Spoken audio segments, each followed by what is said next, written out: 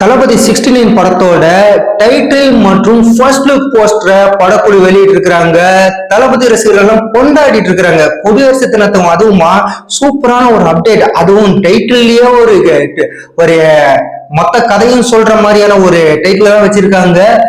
வினோத்தோட இயக்கத்துல விஜய் நடிப்புல கேவிஎன் நிறுவனம் தயாரிச்சிட்டு இருக்கிற திரைப்படம் தான் தளபதி 69. இன்னும் பெயர் வைக்காம இருந்துச்சு.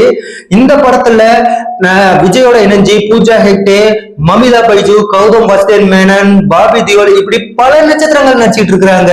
இந்த படத்தோட ஃபர்ஸ்ட் லுக் போஸ்டர் எப்போ வரும் அப்படின்னு சொல்லி ரசிகர்கள் ரொம்ப எதிர்பார்த்து காத்துட்டு இருந்தாங்க.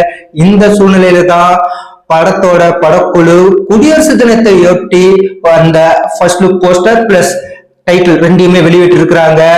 படத்தோட ஃபர்ஸ்ட் லுக் போஸ்டர் தான் நீங்க பாத்துட்டு இருக்கீங்க.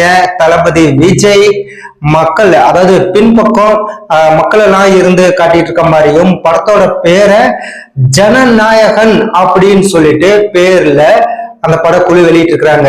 நாயகன் அப்படின்னாவே ஏற்கனவே கமலஹாசனோட திரைப்படம் எல்லாருக்கும், அதாவது மக்களுக்காக என்ன வேணாலும் செய்யறவன் அப்படின்னு சொல்லிட்டு ஒரு கதாபாத்திரத்துல உலகநாயகன் கமலஹாசன் நடிச்சிருப்பாரு. நாயகன் அப்படிங்கிற பேர் அந்த அளவுக்கு பிரபலமா இருந்தது.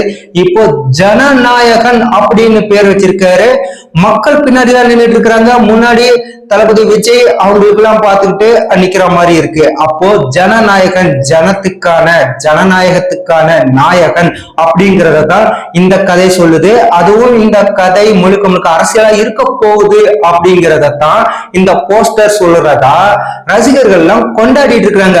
ஏற்கனவே தளபதி விஜய் இப்ப கட்சி ஆரம்பிச்சு நிறைய இடத்துல இப்ப வெளியில எல்லாம் வர ஆரம்பிச்சிட்டாரு. வீட்டுகள்லயே அவர் அரசியல் பண்றாருன்னு சொல்லி விமர்சனங்கள் எல்லாம் சொல்லிட்டு இருந்த நேரத்துல பரந்தூருக்கு போய் மிகப்பெரிய ஒரு ஸ்பீச்சை கொடுத்திருந்தாரு. இப்படி அடுத்தடுத்து ஒவ்வொரு மீட்டிங்கா அவர் போட்டுட்டு இருக்கிறத பார்த்துட்டு அரசியல்ல மிகப்பெரிய அளவுல வருவார் அப்படின்னு சொல்லப்படுற நேரத்துல ஜனநாயகன் அப்படிங்கிற பேர்ல படத்தோட டைட்டில வெளியிட்டு இருக்கிறாங்க. கண்டிப்பா இந்த திரைப்படம் அரசியல் கதையாக இருக்கும். அவரோட பேர் தளபதிங்கிற பேரை மாறி ஜனநாயகன் விஜய் அப்படின்னு சொல்ற அளவுக்கு இந்த படம் பேரு கொடுக்கும் அப்படின்னு தளபதி விஜயோட ரசிகர்கள் எல்லாம் சொல்லிட்டு இருக்கிறாங்க.